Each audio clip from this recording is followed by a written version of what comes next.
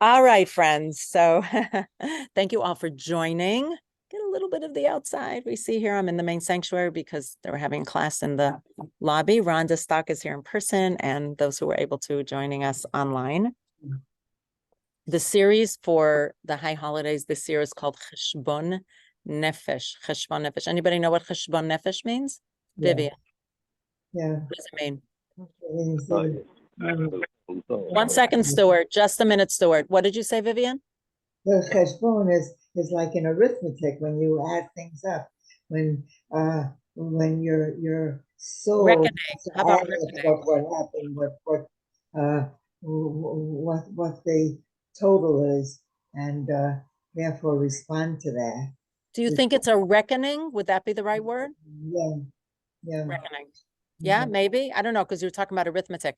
And we actually, thank you. And we actually had two wonderful speakers on Shabbat. Rabbi Dr. Wendy Zierler gave a wonderful drasha about her trip to Germany and about, she actually spoke about arithmetic. She used the word cheshbon nefesh. Cheshbon does mean arithmetic in modern Israeli Hebrew or modern Hebrew. But it also comes from the word chashav, things that you think of. Achshov, to think. Beautiful. That's where I got the name for my title, Self-Introspection, to think. So we'll get to that in a moment. And then the other one was Dr. Shira Bellet, who spoke in the afternoon about a completely different topic. It's completely different direction about having people be, what would you say, Rhonda? Loving towards each other. Caring, being friendship and respect towards each, civility and respect. Yeah. And she drew on all sorts of sources for that. Stuart, did you want to add something? Okay, so I said something to do with the soul, right? Yeah, something to do with the soul. Beautiful. Yeah, that's where I got the word self-introspection, because when you do a reckoning or arithmetic of the soul, the name of this class that I called it is self-introspection through self-love. Through self-love. So that's a different lens, which I'm going to introduce you to soon. Just trying to remember what it was, Dr. Shirabillet. I was going to add something about that. I don't know. I can't remember that. But, oh, I know what I was going to say, that we put Rabbi Dr. Wendy Zierler's beautiful drasha in the Monday morning email. So for those who were not in shul and would like to read it, we post whenever we can. If somebody wrote it, not everybody who gives a drasha writes it down, but she did, and you are welcome to read it from the Monday morning email. And those who were present, I think, can testify to the fact of how powerful and engaging it was. I see some nods. Okay, before I hand out or put on the screen the sources and hand out to Rhonda, I do have 10 here, so all are welcome to come in person, but I will put it on the screen.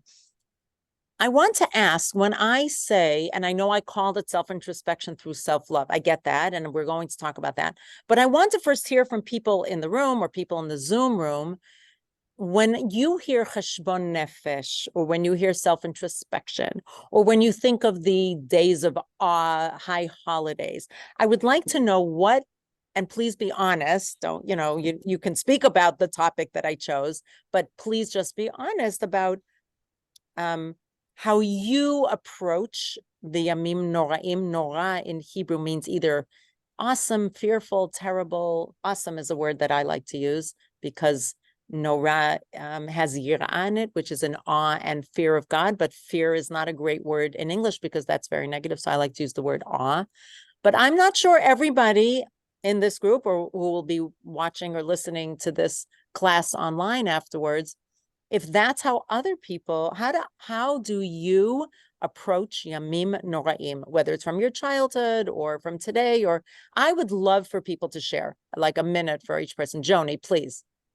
Yeah, well, I try to keep away from any fear or any kind of retribution ideas.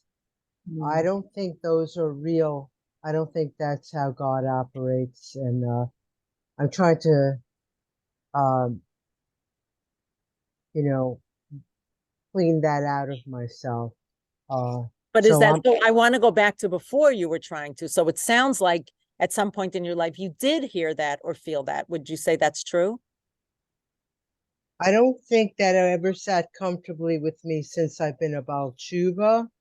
No, so I what I'm asking is, did somebody teach you to have dread and fear? Is that the way you were introduced to it at the beginning? I'm just curious. Well, I'm just saying that it was always like part of the way people talked in terms of when I lived in Brooklyn and became religious, that was always words that were suggested and Right, spoken about. Like but what? What words, Joni? What words? Punishment, if you don't do that, conditional kinds of caring. If you better be careful, you might die or drown, or you're being punished. So That you kind of heard thing. people talk like that, and from the beginning, that didn't sit with you. But I'm just want to acknowledge that that exists, that kind of attitude exists, and I'm grateful for you sharing that from the beginning. You didn't want to accept that, but it's probably been many years, and Well, you're still trying to clean it out. Yeah, it creeped in.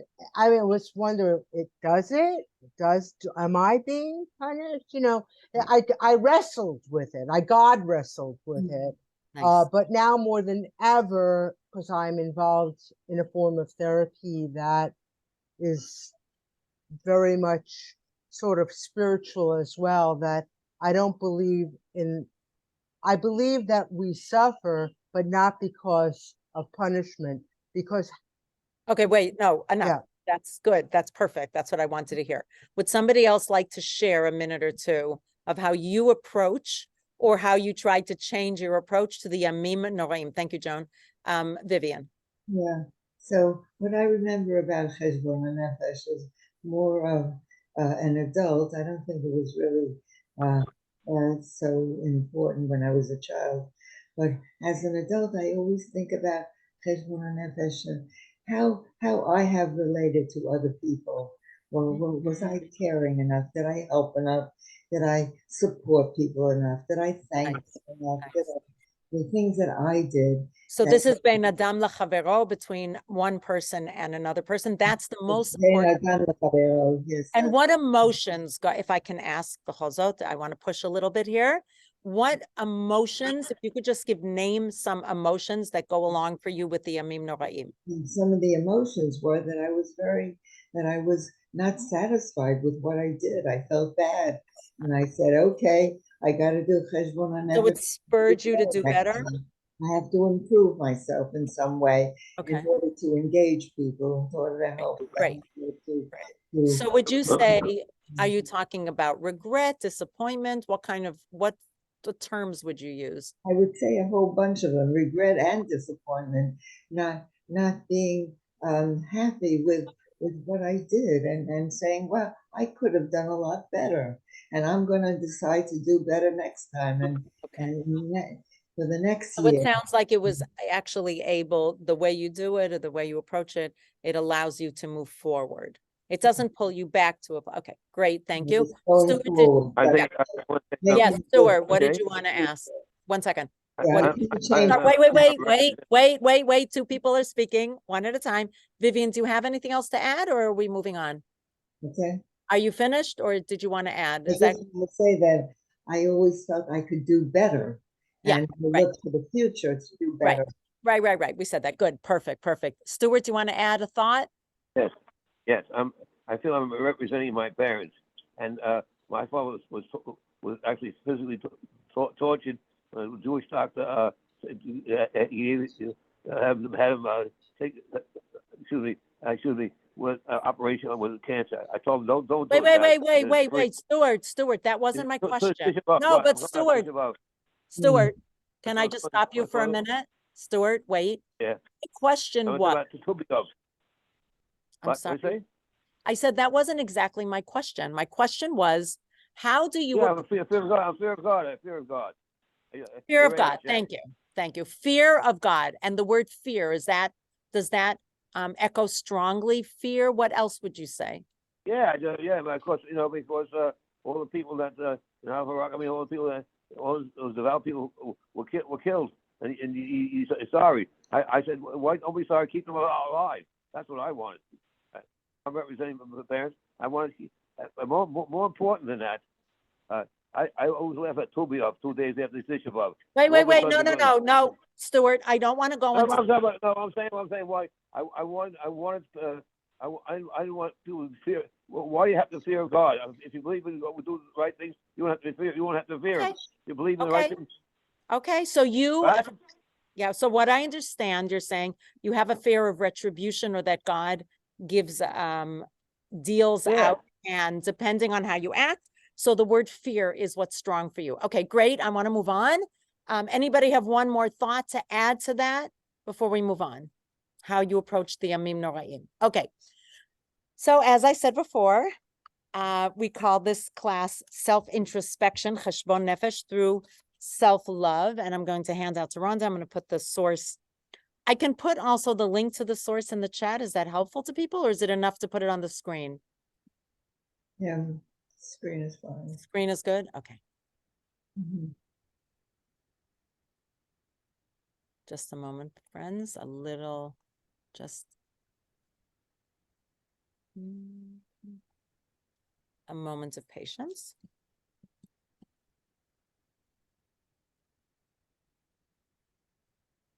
Great. Mhm. I'm going to make it bigger. See if is that helpful to make it bigger like this, or even bigger? It's fine. It's fine. Everybody good? You can see what's on Yeah, the screen, it's good to friends? me. Yeah, I can see it. Perfect. perfectly. Carol, give me a thumbs up or thumbs down.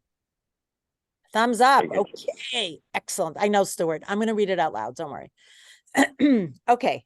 Come with me, please, on this journey. I hope that I will be able to lechazek, to strengthen what Joni mentioned, other people have mentioned. And for those who come to the Yamim Noraim with dread and or fear, I hope I can shift your thoughts a little bit. You might not agree with me, and that's okay too, but I hope I'll be able to. That's actually the last source. Yeah.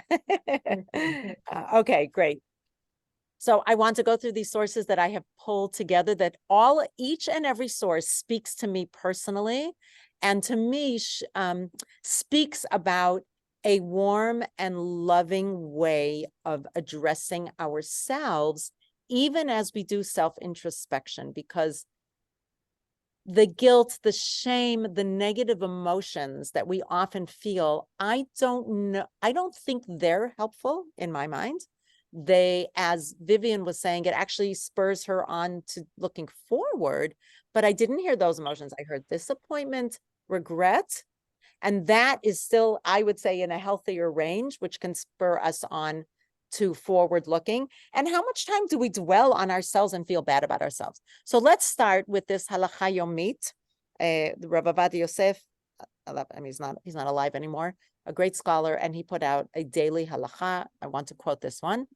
Our sages explained the acronym of Elul. I know this is not going to be a surprise to many people here, but I liked the way Rav Ovadia framed it.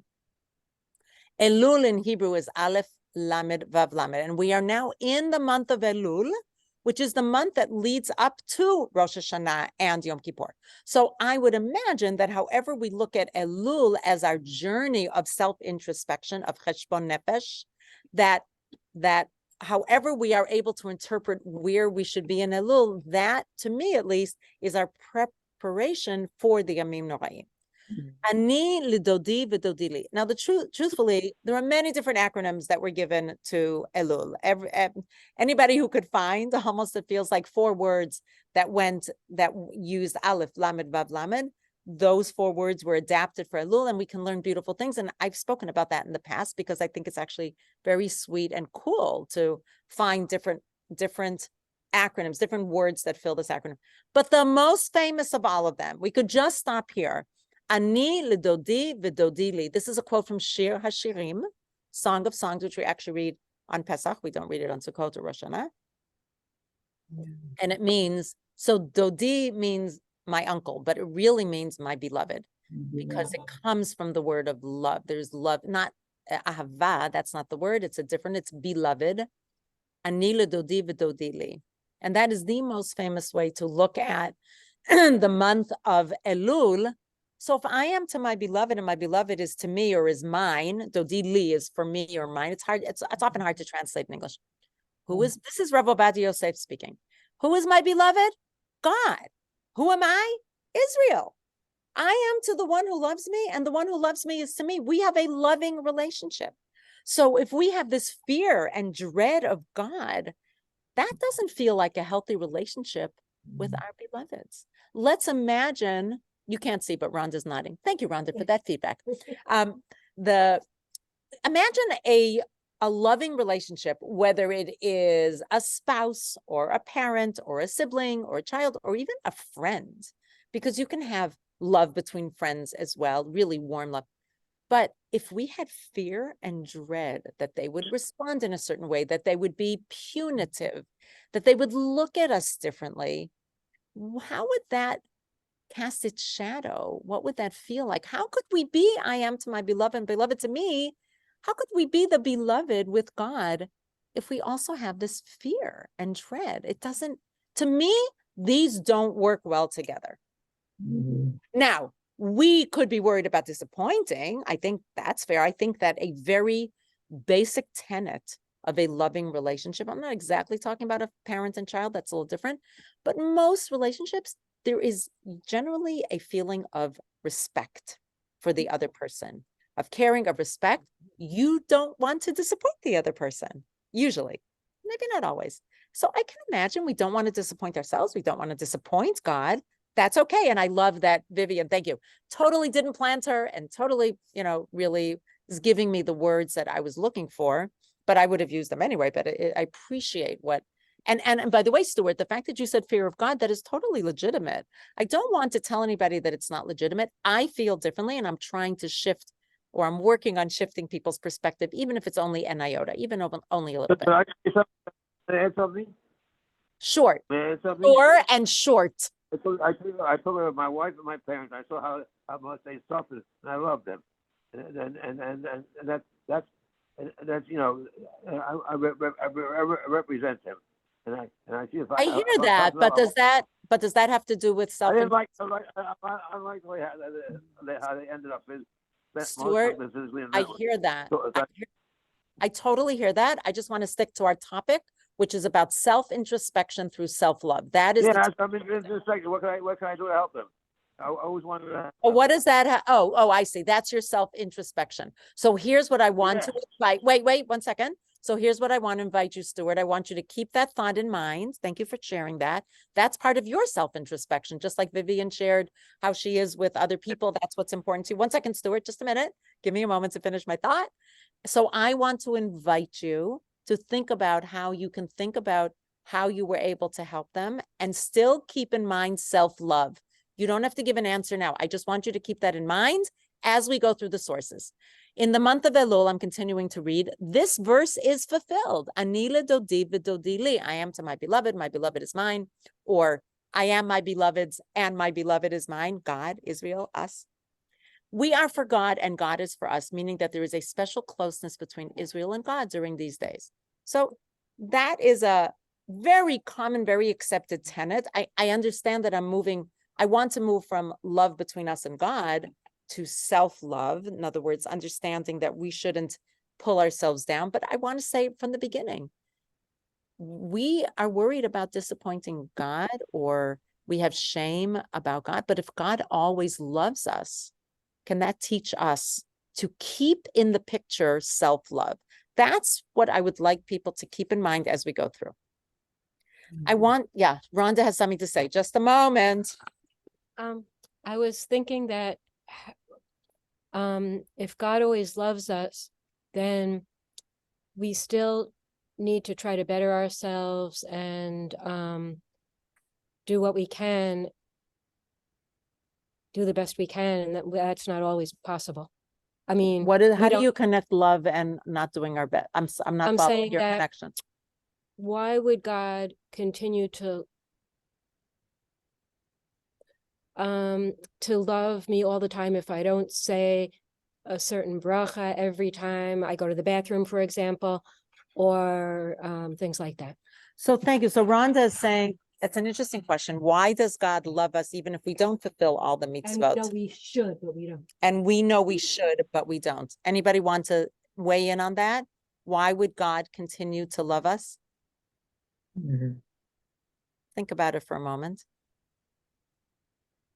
Yes, Joni, Okay. unmute. Yeah. Well, because you never know what lies ahead. Did Mm. I ever think moving here that I would be the one to get up every morning for Shahari? Right. Like, that was not in my behavioral vocabulary, trust me. But Yeah, like, thank you. Yeah. but God knew that, you know, we're all on this trajectory of growth. And we may not be ready for certain mitzvot yet. You're so comforting, your words. I love them. It Yeah. feels like God always has faith and hope in us and doesn't lose hope or faith by a moment in time. And a moment in time can be our whole life. I get that. But Rhonda is saying, but if I'm doing something that I know I should do better, God has faith in us. First, maybe you don't even know you should go. I gave a drasha on saying brachot rishonot, on saying the bracha before eating food. I don't know if people were in shul for that. It was in the email as well. So go back and read it if you're interested in hearing about it. And some people said to me, I didn't really realize how important it was to say bracha rishona. So the first step is just hearing, this is something I should do. Then maybe once a week you make a bracha, and then maybe once a day. So that's okay. Yes, Vivian, you want to add to that? Yeah. I have another thought about it. Please. It makes me think of the relationship between a parent and a child. And you love your child even when the child misbehaves, and you try to help the child to see the right thing and how to live their lives in a better way, in a positive way. Yeah. And even when the child misbehaves, it doesn't matter. You still So love them. that's great. That's I two think the different, relationship between God right, and B'nai Israel, right. that God continues to love us, even if we don't follow the mitzvot as well as we should. And Right. hopefully we learn as time progresses to do better and to improve. And Right. Yeah. so- Thank you. Thank you. So that's two different models we're hearing already to answer Rhonda's wonderful question. One of them is that God always has faith and hope in us and takes the long view. I think that would you say that's okay, Joni? Taking the long view, that would be a way to succinctly put that into words. And Vivian is saying it's about a parent to which, I mean, yes, there are always Yotzei Dofen exceptions, sadly, of people who are really awful with their kids or don't have what we would call some form of unconditional love, but take it. But let's talk about at least what the model that we would like to follow and God is showing us. And I often have conversations with people in our community or elsewhere where they say things like, my child is not following mitzvot, my child is not on the path that I would want them to be. I'm so hurt, I'm so disappointed, or my child is going out with somebody who is not Jewish, and then I don't know how I can live with this. And my attitude, and this is not easy. I'm not saying it's easy because our hopes and dreams are in our children and we want to see. And I would say the hardest is usually marrying somebody not usually. And what I try to show them is that we bring our children into this world, we do the best that we can, but that doesn't mean we should stop loving them and stop caring about them if they choose a different path. Yes, of course, for the Jewish community, if everybody married non-Jews, the Jews would disappear eventually. But so obviously that's not as a macro attitude. We, obviously I at least don't feel that's positive for the Jewish nation as a whole. And certainly I would want to teach my children that and people who I speak with and guide them. But on a micro level, when it's your children, as Vivian was saying, you still should love your children. The way I do it is I say, I don't think God created love or the love for our children like a light switch. Oh, you keep mitzvot, light switch goes on. Oh, you're marrying somebody not Jewish, light switch goes off. It doesn't work like that. And if we do that, we're totally shutting them. We're literally turning off the light and saying, we don't care. The only important thing to me is that you follow God's path and you're not worthy of my love without it. And that's to me, at least that again, I'm sharing my perspective. Okay. I want to move on because we have lovely sources to go into that I really appreciate. This is a source read by Sharon Cohen Anisfeld. You can look this up if you wish. I can share. I should share maybe. I don't know if anybody's interested in seeing these sources. I'd be happy to send it to you afterwards, or if you want it now, I can. I want to read this out loud. Mm. In Jewish sacred time, we have entered the season of tshuva.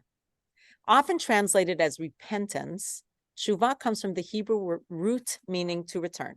However lost we feel, however far we have wandered, and that could be between us and God, by the way, or us and fellow human beings, as some people pointed out.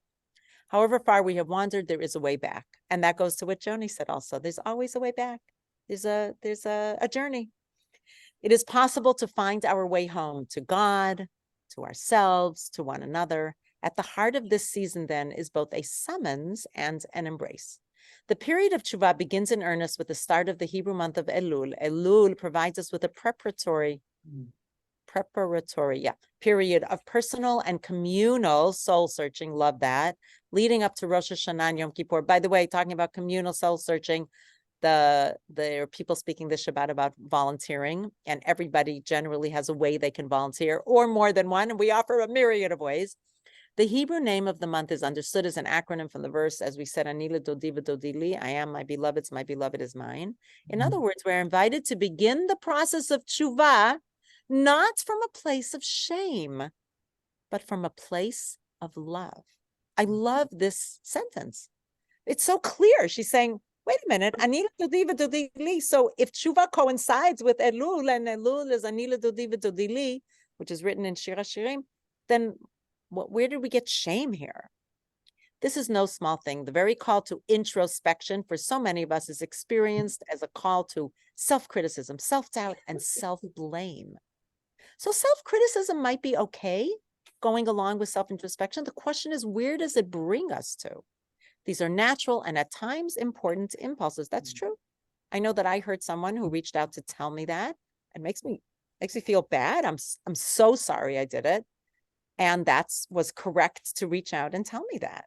And though I have self-criticism, I don't know about self-doubt and self-blame, but I certainly experience pieces of those. And I myself am working on how do I have self-love in moments when I inadvertently hurt someone. The problem is that, one second, let me just finish this source. The problem is that they can send us swiftly and sharply into a defensive posture, one of evasion and self-protection, rather than of trusting presence. It is hard to allow us to still be open and trusting even when we feel these, because it's so hard to feel these emotions. And so Elul, the month of love, comes to coax us out of hiding. It's just stunning. Beautiful, beautiful words. Yes, Stuart, you wanted to say something? Yes, I want to say something a lot. You know, all the yesterday and all the days, I did a lot of volunteering. Now I'm crippled. I'm really crippled. I can't do that. I used to on yesterday and all the days. Stuart, I I don't have do it to. anymore. Stuart, I'm worthless. Stuart, I just want to remind you that you do volunteer. You make phone calls to people. You do. You find a way to volunteer. I used to actually visit people and do these things. I can't do that anymore. Stuart, that's okay. So you're in a different place, but you never said, I'm going to stop volunteering. I'm going to stop doing good. You said, now I'm in a different place. I will do it by making phone calls. In previous times, you were able to walk and do it, or whatever it was that you did. Yeah, and all those things. And I feel badly about that. I understand. So now I want to, this is what I hope that this class will do, is to move you from constantly criticizing yourself about it to learn to accept that you're in a different place physically and that you're finding a different way to feel good about helping. I always say, I hope I satisfy you. I hope I satisfy you, Hashem. Plus, Hashem, I hope I satisfy you. I always say that. I hope I did. Beautiful. I love that. I love that. That's beautiful. Yes, Joan, what do you want to add? You're muted.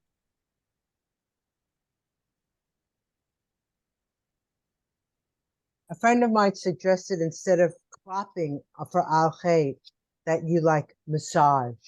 Ooh, love that. Me too. Nice. Mm. That is such a nice idea. Yeah. Wow. Yeah. Beautiful. Oh, and some people like to do it really hard. I love that. Thank you. That's a beautiful idea. Okay, next. This is a source from the Babylonian Talmud. Reish Lakish said, Gidolat tshuva shezedonot naasot lo kishkagot. Great is repentance, tshuva, as the penitent's intentional sins Mhm. are counted as unwitting, meaning shgagas, when you do something by mistake. Yeah. Mistaken, should I do mistaken instead of unwitting? How about mistaken? I think it's No? better to say like Mm. expressions that you didn't realize you were doing. As transgressions in error or by mistake. I think by mistake. Yeah. By mistake. Good. I rewrote that. Thank you. As it is stated, and he uses a verse to support that. Shuva Yisrael ad Hashem Elokecha, return Israel until Hashem your God. Why? Ki kashalta ba'avonecha, you have stumbled in your avon, in your iniquity, in your sin. And the Gemara says, wait a minute, doesn't iniquity mean an intentional sin? Avon is one of the words we use for an intentional sin, yet the prophet calls it stumbling, implying, this is what Reish Lakish is explaining, implying that one who repents is considered as though he or she only stumbled accidentally into the transgression. Yeah, I'm just it's a changing word. gendered. Yeah. Until they, I'll just say, as though they in their transgression, just trying to be better about gender pronouns. Okay, so that is one way Reish Lakish set it up in order to show that the grade is tshuva because it moves you from a chet of, like, let's use the example that Rhonda gave. You know you should say a bracha before taking a piece of fruit, but you don't. You're lazy, you're lax, you're whatever it is. I'm not talking about you forgot. That's an error. But you don't do it. One doesn't do it. I'm not talking about her specifically. One doesn't do it. But if you do tshuva, and tshuva has a few steps, like one is regret and one is starting, in the same situation now, you will do it, then it'll turn it into as if you forgot. Not that you deliberately relax or lazy, but that you forgot. Okay. And it's based on this particular pasuk. So then the Gemara says, Ini, really? Is that so? Wait a minute. Didn't Reish Lakish say something else? He said, Gedolat tshuva shezidonot na'asot lo kischuyot. He said another statement that tshuva is amazing, is good. Why? Because it takes willful or... I'm coming. Wait, no, Stuart. One minute. Somebody's calling me. Oh, so then I'm putting you on mute. So why is tshuva so great? Because it turns your intentional sins into merits, into something good, as if you did a mitzvah. As it says, but that a rasha, wicked person, or a person who did something intentionally, an avera, an avon, a chet, a sin, when one does tshuva, and does that which is lawful and right, I'll just do they shall, because that covers people who are not he or she. They shall live. Yeah, I'm just learning to do that. I copied these quotes. Okay. And all their deeds, even their transgressions will become praiseworthy. How could that be? Didn't we just say, Reish Lakish said, no, it turns into unintentional sins. So is it unintentional sins when you do tshuva, or does it turn into merit? No, lo kashya, this isn't a problem to resolve it. Why? On one instance, when one repents me'ahava, from love, the sins become like merits. However, in the other case, when one repents out of fear, their sins are, the sins are counted as if they are unwitting or transgressions by mistake. So this is just so beautiful that the Gemara is also bringing, when the rabbis, the sages put together the Gemara, they only included sources that they felt were important, that they felt represented something that we need to learn from. There's a reason they didn't have to put this whole discussion into the Gemara, but they did it in order to show us that one level of doing tshuva is out of fear of having punishment. And perhaps we need a teeny bit of that, a little bit of that. And it certainly is all over the Torah. It's not like we don't have this in our tradition, but at a much better level, a higher level, so when you do it out of love. So this could be out of love for God, but I would argue that there needs to be love for yourself as well. Love to follow this path, keeping the channel of love open between us and God, I just feel like it's not going to happen as well when we are filled with fear and dread. So tshuva out of love, I want to argue, is self-love as well as love between us and God, feeling the love. Mm, Any thoughts about that before we continue? mm, Vivian's thinking. yeah. Okay, I'll try. I'm thinking that if you don't have self-love, you can't possibly have love for anyone else, because who is closer to you than yourself? And in order to have love for others, you must first have self-love. You know, I've heard that, Vivian, and I don't know if that's true. I'm not arguing. I'm not saying it isn't true. I just don't know. I mean, most people have some self-love, I would say, but you don't think a person could feel really badly about themselves but love someone else? No, I don't think so. I don't think it's possible. I think the first step is self-love, but that doesn't mean you automatically love everyone else. But it would be the first step. It would. Okay, thank you for that thought. To have love for others. Rhonda also had a thought. Didn't you say you wanted to say something? Yeah, but I forgot. But forgot? no, the thing is that Speak up. if you don't have self-love, I kind of agree with Vivian, then you could like give to other people, like those children that didn't have enough love from their parents, but they give their parents a lot because their parents need it. It's sort of giving out of a different place in yourself, but it's not giving from your own love. Because if you don't have it for yourself, you really don't have it for anybody. Is but what I'm hearing, if you don't know how to experience love for yourself, Yeah. you won't know how to give it to other people. Maybe that's what it is. You don't know what love is. You won't understand it. You won't recognize. Okay. All right. Thank you, everybody. Let us go on to a way. This is from an article. It's an academic article. A woman, Hannah Picard, who was writing actually about people who have personality disorders. And it's so hard for the therapists or the people dealing with them to keep an even keel in the relationship because it's so difficult to deal with them. And she proposes a model of responsibility, that they need to take responsibility to teach people who have these personality disorders, which make it very difficult for them to see the problematic behavior that they're doing. And it comes from their background, but to teach them and to have a relationship with them that they can take responsibility without blame. So I worked on the language because the language that she used was really appropriate for people who are, have mental illnesses of sorts. But I felt that if I took down the language in order of magnitude, we could still talk about us finding a way, self-introspection, to take responsibility without blame. So let me read this to you and see what you think. Responsibility is a result. This is a much longer article. I just took pieces that I thought would be helpful to understand. And I want to thank Martin, my husband, who was a great editor with me, particularly on this piece. We really massaged it to get it to really say what we hope will be meaningful to people. Responsibility is a result of someone meeting various conditions where they can be held accountable for their actions. These conditions are having choice over one's actions. I mean, if you had no choice, you can't really be held accountable if you're at gunpoint or you didn't know or whatever, and having at least a degree of control. This idea of responsibility distinguishes behavior which is voluntary from behavior which is involuntary.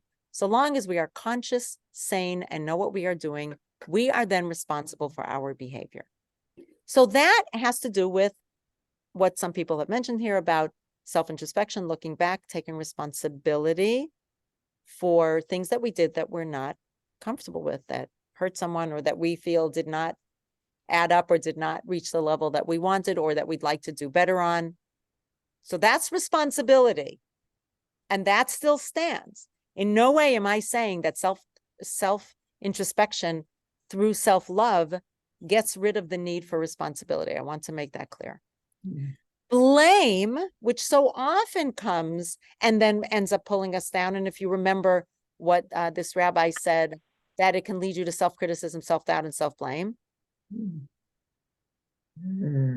Blame is about our emotions. Now, this was about somebody else, but it can be about ourselves as well. In other words, she was talking about some the therapist or the people working with the people with the personality disorders, the responsibility for the person who did it, and then blame comes from the therapist. But I want to turn this inward, us blaming ourselves, okay? Blame is about our emotions and judgments and actions towards those who are responsible for harm or those who do wrong. But now I'm talking about ourselves. So I want to, switch the switch it. What?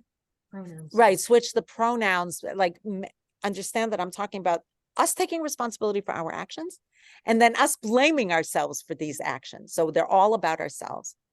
Blame is usually connected to feelings of failure, or is often connected. I think that might be better. Mhm. To feelings of failure, frustration, discouragement, and shame. And that's true. Failure, frustration, discouragement. I felt that myself. Mhm. It can lead us to having an uncharitable, unforgiving view of ourselves. And that's the part that I would love to shift away from. Hannah Picard suggests a shift in this thinking by separating responsibility from blame. How can we do that? By Mhm. keeping in mind the whole person that we are and the whole of our story, we can be, I would say, more understanding and compassionate with ourselves. We Mhm. recognize the feelings we have and the mistakes that we made. It is fine to feel regret and disappointment. Those are the words I used before, but not to a point where it keeps us from moving forward. It really, I have to thank you, everybody who spoke. You really gave exactly some of the words that I was using here. Our task is not to beat ourselves up, but to build ourselves up. Mhm. Yeah. So Rhonda said, that's good. Again, a thank you to Martin. This was all Martin. See, were Martin's words. So thank you, Martin. I believe he's on, but keeping quiet. Yeah, right. Joan's giving you a shout out. You deserve it. It was so beautiful. As soon as he said that, our task is not to beat ourselves up, but to build it. I feel like that could be a sermon just using that. So maybe it will be in future years. I might turn this Sheor in future years into, you like that idea, Joni, into a sermon, especially since there aren't that many people on. So this way we could reach more people. So maybe that will be for another year. I like that idea. Okay, so unless somebody has something to say, it's 10 to 12. So I wanted to continue. It's a really beautiful way I want to reread. Yeah. Did you want to say something, Stuart? Yes, I want to say something. I've been interrupted because I always wanted to attend classes. I can only go Friday night, and I enjoyed Friday night. I never want to go home on Friday. I had a good time, and I wish I could do more. I want to do more. That's all. And I feel bad I cannot do more. So I would invite, I understand. So I can also give you a printout of these sources for when you come to the tent, and maybe reading these over and over will help you shift your thinking. Okay, so Yeah, let's. I want to be. I just volunteer for everything, and I can't do that. I feel. Stuart, we already spoke about that, and we said that we're inviting you to move to a place. We understand that you were able to volunteer better or more in other ways previously. I so 2.5 years ago. Stuart. No, Stuart. Stuart, I have to interrupt I you. will myself to do that. Stuart, I have to interrupt you. I want to stick to the topic and I want to go to the other sources. Okay. Okay. And I hope that I'll hand you a copy of these sources Friday night on Shabbat, and I hope that they will help you. I hope they will help you. I want to say something. Mark will come to the boat show for me on Sunday, right? Yes, he is. Okay. I wish I could go to shul. We understand that, and that hurts. I hear that. Okay, Pirkei Avot. So this is an interesting reread of this Mishnah. Hu haya omer? Who was the he? Used to say, this is Shimon ben Azai. He was oft quoted, I'm just reading the footnote, but did not merit the title rabbi because he did not, I'm on source 5. He did not live a long life. He didn't have enough time to get smicha. Therefore, he is referred to by his father's name. Student of Rabbi Yoshua ben Hanania and a contemporary colleague of Rabbi Akiva, who's very famous. He was famous for his shaktanut, his diligence in his studies. He said this, Al tihivaz lechol adam. Do not scorn. I would say scorn is a better word. I'm going to do that instead of despise. Scorn any person, and do not discriminate against anything, meaning anything that happens. Excuse me, anything, a davar is something that happens. For there is no, excuse me, there is no person who does not have their hour, and there is no thing, davar, action. Anything would be action or word. I'm going to say that. Any action or word. Because there is no thing that does not have its place. So I want to explain first the more traditional way of understanding it, and then a way I'd like to reread it. What he is saying, do not look down on others. Don't look down on what other people do and say. Don't push people away.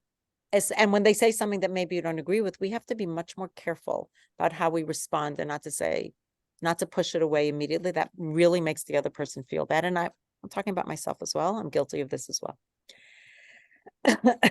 Not what they say, not how they're acting. Don't discriminate. Don't put them down. So maflig, the word miflaga actually means political party. So it comes from pilug, is when there's divisiveness. I don't know if discriminate is the right word. What? Maflila. So that's with an aleph. Maflig is a different word. Do not discriminate. I don't know if the word discriminate is exactly right, but do not create division, divisiveness. But I don't know if there's a better word I can think about that. Maflig, make look differently to people, like different ways of looking at something. Right. So the words baz and maflig are negative. Baz is scorn. Pilug is creating a split or a rift, to cancel or to push away. Maybe I'll do push away. I think that might be a better word. I think like judge. No, it's not. It is judging, but that's or not what cancel is a popular term, like cancel culture. Yeah. Negate. But that's not what the word means in Hebrew. Yes, Tila, what would you say? I think that maflig is going too much. Oh, really? Yeah, that's Not what I think. pilug is separation or divisive, isn't it? Aל תפליג לכל דבר. Don't try to go over everything. I mean, I don't think that's what this is. if you know better. No, right, that you know better, exactly. So that's being scornful. Yeah, that's being scornful. Okay, so that's more close. Thank you, Tila Israeli, so she understands what this means. Now, so I want to point out this, okay? The Mishnah specifically uses Adam in the first part, and the first part is negative, don't do this. The second part is a positive. It's of shedding different light. The word Adam is used at the beginning, and it's used in the third. Here, see, person is here, and then thing is action, a word. Action word that does not have its place. Sorry, I have to make more room on the page. Or maybe I'll just do it. Behavior that does not have its place. I'm sorry? There's no behavior that doesn't have its place. Oh, So- behavior is good. Should we do behavior? Does that cover both? Okay, great. Thank you, Carol. But So I'm thinking in the previous sentence, instead of push away, diminish. Like it's not diminish. That's not what the word means. No, okay, but in English, it's if you're putting down or not accepting one action over another. Yeah. You're diminishing that action. I think that the result is diminishing. I hear what you're saying. I mean, I don't know the Hebrew, so I can't. Yeah, no. It's hard to find the exact word. I'm going to switch this for behavior. Thank you, everybody, for working with me on this. Do not diminish. Where are we? Push back, push away, cancel. Should we? Diminish was instead of discriminate? I don't know. We don't have the best word yet. Negate. So negate is also, somebody else suggested negate. Does that Let's use negate. I Repel, feel like that's reject. the best. Let's try that. Thank you. I Repel or think that's reject. the English connotation. Ooh, reject is nice. But that's not exactly what it is. But okay, I think we got the idea. That's the most important thing. Okay, continuing on. So what did we say? En lech adam she'en lo sha'a. You don't have a person who doesn't have his or her hour, doesn't have their hour, their way to shine. And there's no behavior that does not actually have a place. Everybody has one.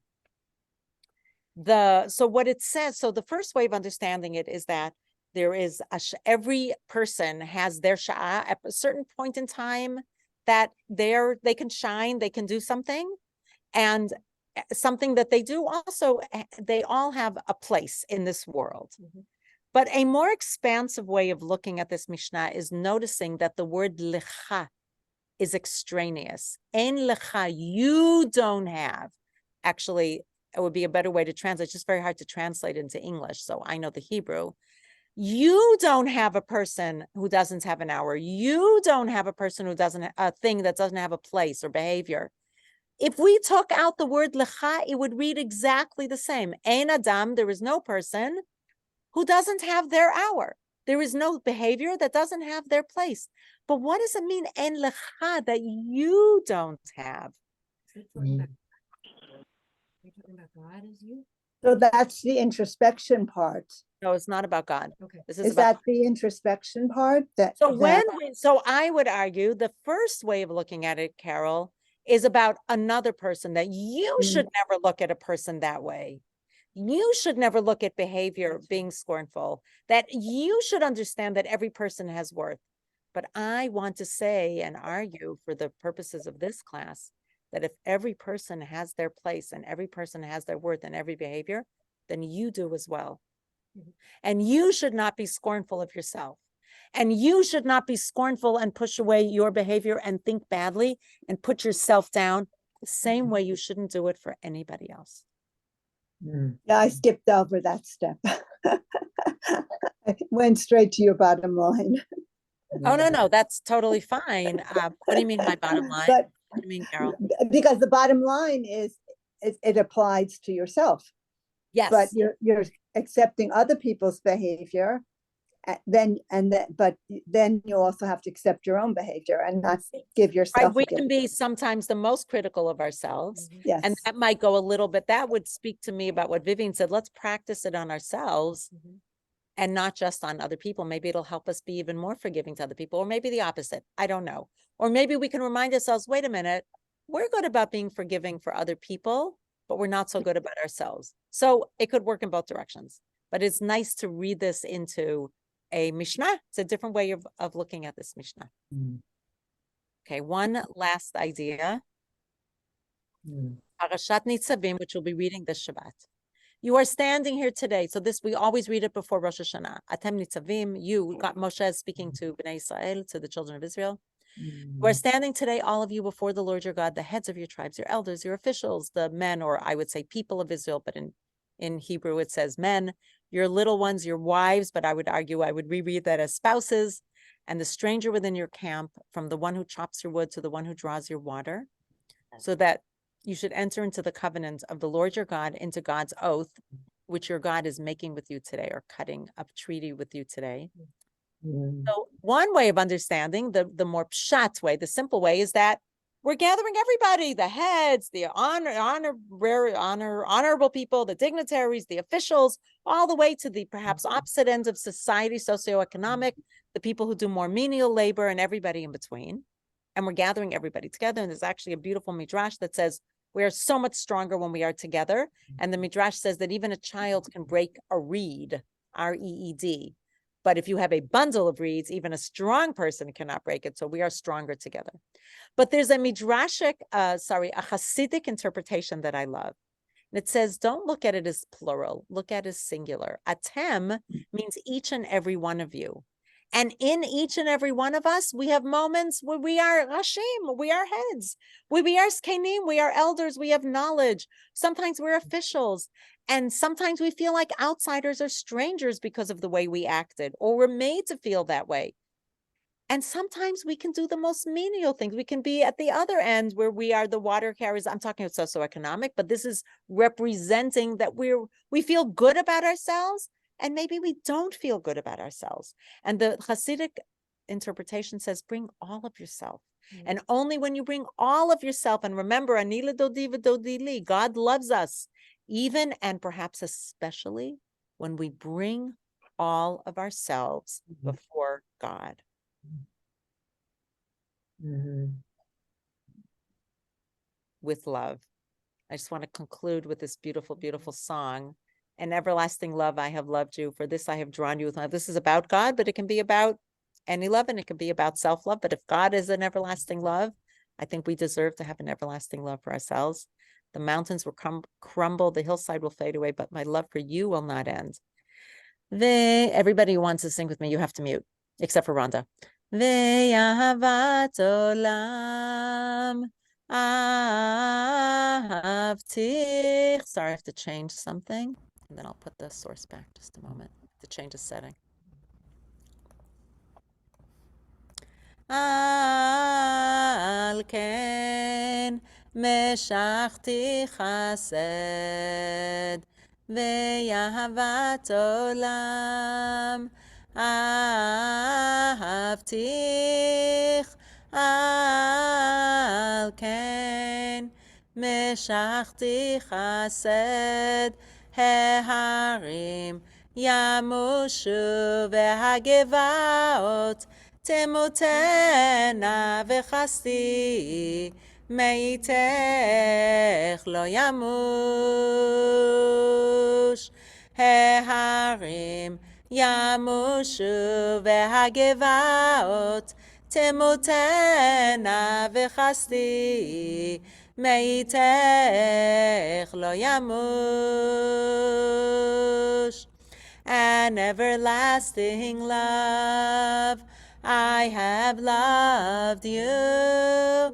For this I have drawn you with my love.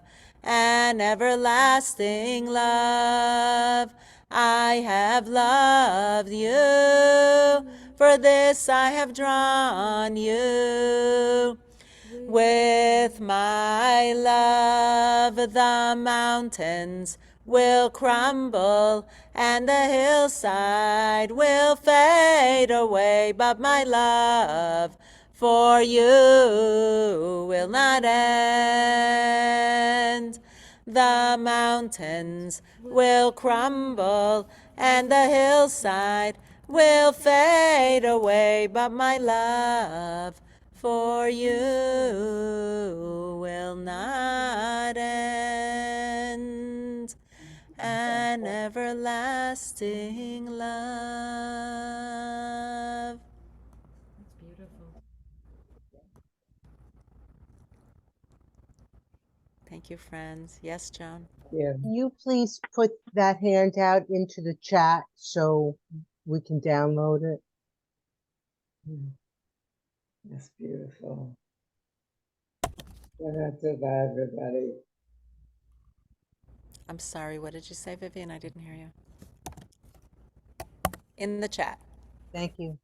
Oh, wait, but I have to wait 1 second, make it available to everybody. Yep, you can, anybody. Okay, it's good. Got it. Thank you, everybody, for coming on. This is so I'm beautiful. sorry I was late. You're forgiven, and you can watch it afterwards in a recording if you want to. Okay. And you see, even though you came on late, you still added to the discussion. I want to Not thank much. everybody. I'm gonna read it.